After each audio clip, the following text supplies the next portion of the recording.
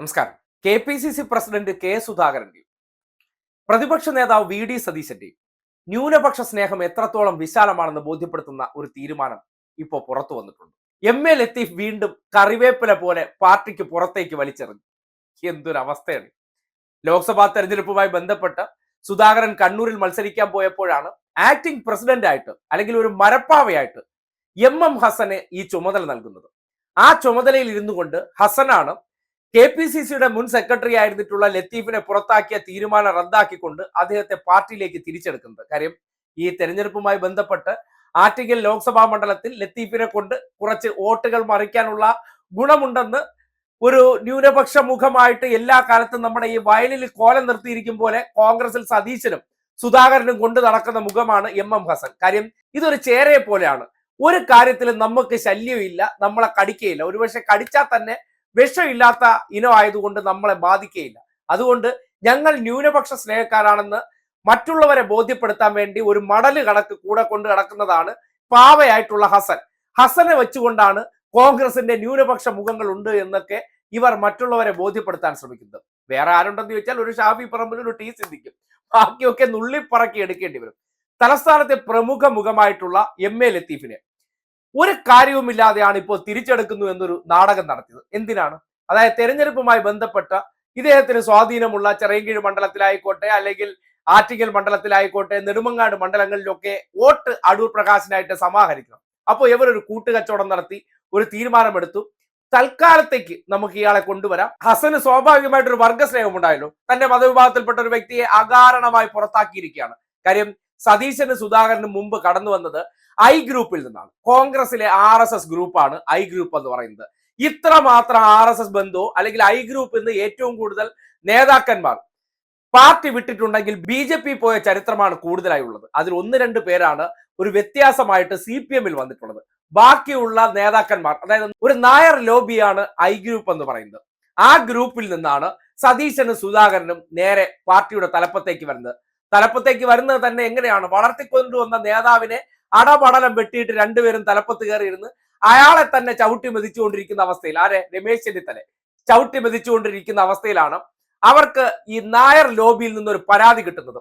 ലത്തീഫ് വലിയ ശല്യമാണ്. അയാൾ എന്ന് പറഞ്ഞാൽ അറിയാലോ, നമ്മുടെ രീതികൾക്ക് പോകുന്നതല്ല, പ്രത്യേകിച്ച് നമുക്ക് താല്പര്യമില്ലാത്ത മതവിഭാഗത്തിൽപ്പെട്ടതാണ്, ഇവനെ വെച്ച് പൊറപ്പിക്കരുത്, ഇവനാണ് ഇവിടെ എല്ലാത്തിനും നമ്മളെ പരാജയപ്പെടുത്താൻ കാരണമെന്നുള്ള നിലയ്ക്കുള്ള ചില പരദൂഷണ കമ്മിറ്റിക്കാർ ഇവരിലേക്ക് വന്ന് അറിയിച്ചതിന്റെ അടിസ്ഥാനത്തിൽ അയാൾക്ക് പറയാനുള്ളത് പോലും കേൾക്കാതെയാണ് പാർട്ടിയിൽ നിന്ന് പുറത്താക്കുന്ന ഒരു അവസ്ഥ ഉണ്ടാകുന്നത്. അതിനുശേഷം ഒരു തെരഞ്ഞെടുപ്പ് വന്നപ്പോൾ അയാളെ കൊണ്ട് കുറച്ച് ഉപയോഗമുണ്ടാക്കാം എന്ന നിലയ്ക്ക് ഹസൻ ആക്ടിംഗ് പ്രസിഡന്റ് ആകുന്ന സന്ദർഭത്തിൽ ലത്തീഫിനെ വീണ്ടും ക്ഷണിച്ചുകൊണ്ടുവന്ന് ഉണ്ണാൻ വേണ്ടി ഇലയിട്ടതിന് ശേഷം KPCCയുടെ ആക്ടിംഗ് പ്രസിഡന്റ് സ്ഥാനം പിന്നീട് സുധാകരൻ പിടിച്ചെടുക്കുകയാണ്. എറണാകുളയിൽ എന്നുള്ള നിലയ്ക്ക് എന്റെ പ്രസിഡന്റ് സ്ഥാനം നീ കയറി ഇരിക്കാൻ തുടങ്ങിയിട്ട് നിനക്ക് തൽക്കാലത്തേക്ക് ചുമതല തന്നപ്പോൾ നീ അവിടെ നിന്ന് പിന്നെ എണീക്കാത്ത അവസ്ഥ ഉണ്ടായോ എന്ന നിലയ്ക്ക് ഇതിനെ തിരിച്ച് പിടിച്ചു വാങ്ങിയതിനു ശേഷം അയാളെടുത്ത തീരുമാനങ്ങൾ, നീ ആരുടെ എന്റെ കസേര കയറി ഇരുന്നിട്ട് നിന്റെ തോന്നുംപടിയുള്ള തീരുമാനം എടുക്കാനായിട്ട് നിനക്ക് ആരാ അധികാരം തന്നെ? നിന്നെ ഇവിടെ ഒരു മരപ്പാവയായിട്ട് ഞാൻ ഇവിടെ കൊണ്ടുവന്ന് ഇരുത്തിയപ്പോൾ നീ തീരുമാനങ്ങൾ എടുത്ത തീരുമാനങ്ങളെല്ലാം ചുരുട്ടിക്കൂട്ടി ചവറ്റുകൂട്ടയിൽ എറിഞ്ഞിട്ട് പരാതിയുണ്ട് എന്നുള്ള കുറച്ച് കാര്യങ്ങളൊക്കെ പറഞ്ഞു കഴിഞ്ഞല്ലോ.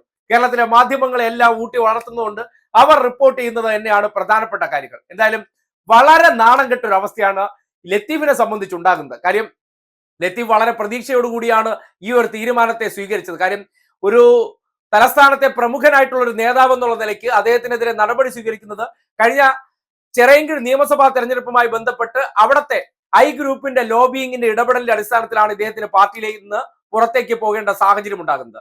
അതിനെ സംബന്ധിച്ച് അന്വേഷിക്കാൻ ഒരു കമ്മീഷനെ നിയോഗിച്ചെങ്കിലും ഇദ്ദേഹത്തിനോട് പോലും അഭിപ്രായം ചോദിക്കാതെ ഇദ്ദേഹത്തെ പുറത്താക്കുന്ന സാഹചര്യമാണ് ഉണ്ടായത്. അത് സുധാകരന് ലത്തീഫിനോടുള്ള പ്രത്യേക തരത്തിലുള്ള ഒരു അസഹിഷ്ണുതയാണ്. ആ അസഹിഷ്ണുതയ്ക്ക് പ്രധാനപ്പെട്ട കാര്യം സുധാകരൻ വലങ്കൈയായിട്ട് കൊണ്ടു നടക്കുന്ന അല്ലെങ്കിൽ സുധാകരൻ കൊണ്ടു നടന്ന വേറൊരു കക്ഷി ഉണ്ടായിരുന്നു. AKG സെന്റർ ബോംബാക്രമണ കേസിൽ പ്രതിയായിട്ടുള്ള സുഹൈൽ എന്ന് പറയുന്ന വ്യക്തി. ഈ വ്യക്തിക്ക് ലത്തീഫിനോടുണ്ടായിരുന്ന അസഹിഷ്ണുതയാണ് സുധാകരനിലേക്ക് പടർന്നു കയറിയത്.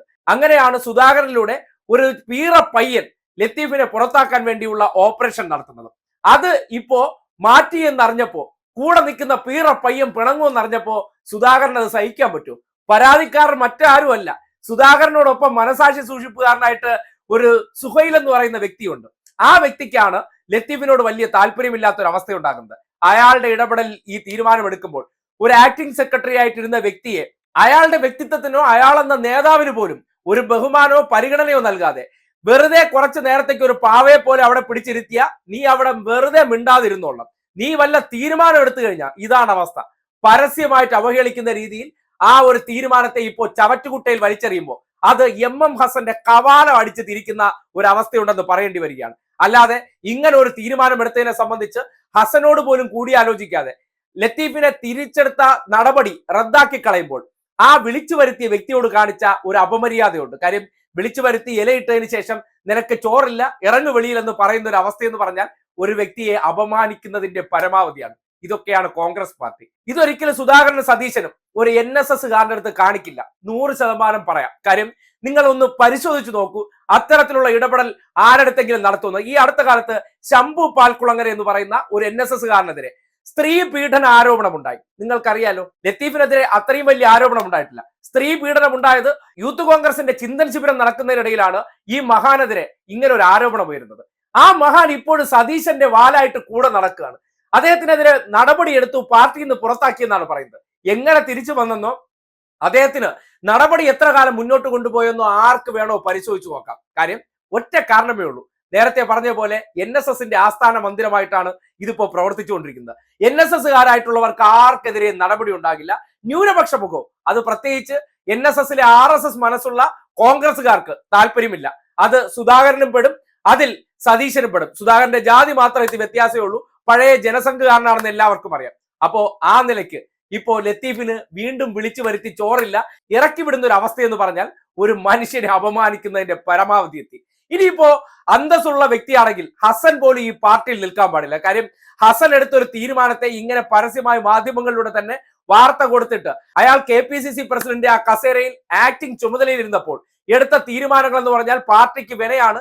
ഇയാൾ വെറും ഒരു മരപ്പാവയായിട്ട് അവിടെ ഇരുത്തിയാൽ എടുത്ത തീരുമാനങ്ങൾക്ക് യാതൊരു വാല്യൂ ഇല്ലെന്ന് സുധാകരൻ വരുത്തി വെക്കുമ്പോൾ തനിക്ക് മുകളിൽ വേറെ ആർക്ക് സ്ഥാനമില്ല, അല്ലെങ്കിൽ അത്തരം തീരുമാനങ്ങൾ എടുത്താൽ അതിനെല്ലാം ഈ ചവറ്റുകുട്ടയിലാണ് സ്ഥാനമെന്ന് സുധാകരൻ പറഞ്ഞു വെക്കുകയാണ്. ഇതോടുകൂടി കോൺഗ്രസിൽ ഒരു പുതിയ പൊട്ടിത്തെറിക്ക് സാഹചര്യം ഉണ്ടാക്കുകയാണ്. ന്യൂനപക്ഷങ്ങൾക്കെതിരെ സതീശനും ഒപ്പം സുധാകരനും എടുക്കുന്ന തീരുമാനങ്ങൾ, അത്തരം നേതാക്കന്മാർ, അവർക്ക് ആകെ പരിഗണനയിലുള്ള രണ്ടേ നേതാക്കന്മാർ T സിദ്ദിഖും ഒപ്പം ഷാഫി പറമ്പിൽ മാത്രമാണ്. അവർ രണ്ടുപേരും പെട്ടിയെടുപ്പുകാരായതുകൊണ്ട് കുഴപ്പമില്ല, ഒപ്പം നിർത്താം. ഉമ്മൻചാണ്ടി പക്ഷക്കാരനായിരുന്ന T സിദ്ദിഖ് ഇപ്പോ സതീശന് വേണ്ടി എന്ത് അലക്കാനും തയ്യാറായി നിൽക്കുന്നതുകൊണ്ട് സതീശൻ കൊണ്ട് നടക്കുന്നുണ്ട്. ഷാഫി പറമ്പിലും അതേ മോഡലിലാണ്. ന്യൂജൻ എന്ന നിലയ്ക്ക് സതീശേട്ട എന്ന് പറഞ്ഞ് സതീശൻ എന്ത് ചെയ്തു കൊടുക്കാനും തയ്യാറാണ്. ആ നിലയ്ക്കുള്ള രണ്ടുപേരൊഴികെ കോൺഗ്രസിനകത്ത് ന്യൂനപക്ഷ മുഖങ്ങൾ എന്ന് പറഞ്ഞാൽ വൈറ്റ് വാഷിപ്പെടുകയാണ്. അവർക്ക് ജനപിന്തുണയുണ്ടെന്നോ ജനസ്വാധീനമുണ്ടെന്നോ അവർ പ്രമുഖ നേതാക്കന്മാരോ മുതിർന്ന നേതാക്കന്മാരോ അവരുടെ പാരമ്പര്യമൊന്നും പരിഗണിക്കാതെ ലത്തീഫിനെ പോലെ ചെവി തൂക്കി വലിച്ചെറിയുകയാണ്. ഇതാണ് കോൺഗ്രസിനകത്ത് ന്യൂനപക്ഷങ്ങൾക്ക് ഇന്നുള്ള സ്ഥാനവും ന്യൂനപക്ഷ വിഷയങ്ങളിൽ ഇവർക്കുള്ള പ്രത്യേക താല്പര്യം എന്താണെന്ന് ഈ ഒരൊറ്റ വിഷയത്തെ നോക്കി വിലയിരുത്താവുന്നതാണ്. അത് ഹസനും ഇപ്പോൾ ദുരനുഭവമുണ്ട്, ലത്തീഫിനും ദുരനുഭവമുണ്ട്. നിങ്ങൾക്ക് പേഴ്സണലി ചോദിച്ചു തന്നെ ബോധ്യപ്പെടാനുള്ള ഒരു അവസരം ഉണ്ടാവുകയാണ്.